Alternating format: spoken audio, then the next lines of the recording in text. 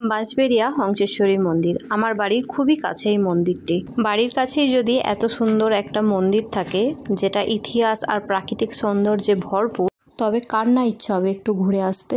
তাই বাবিকে নিয়ে আমরাও চলে গেছিলাম বিকালের দিকে একটু টাইম কাটাতে। ঘুরতে বেরিয়ে আমরা যা না খুশি হয়েছিলাম, তার থেকে বেশি আমার বাবি খুশি হয়েছে। সে বেড়াতে খুব ভালোবাসে।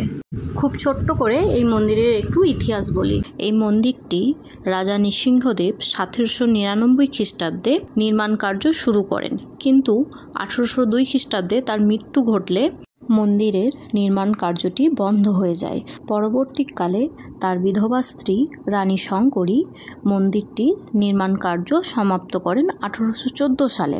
মা হংসেশ্বরী এই মন্দিরের গর্ভগৃহে বিরাজমান মা কালীর আরেকটি স্বরূপ হিসাবে। যারা এখনও অবধি এই মন্দিরটি দর্শন করতে আসেননি, তারা অবশ্যই একটি ছুটির দিন দেখে এখান থেকে ঘুরে যান। আজ এইটুকুই। যদি আমার ভিডিওটি আপনার ভালো লেগে থাকে তাহলে সাবস্ক্রাইব করে আমার পাশে থাকুন। দেখা হচ্ছে আপনাদের সাথে আবার পরের একটি ভিডিওতে। ততক্ষণের জন্য টাটা।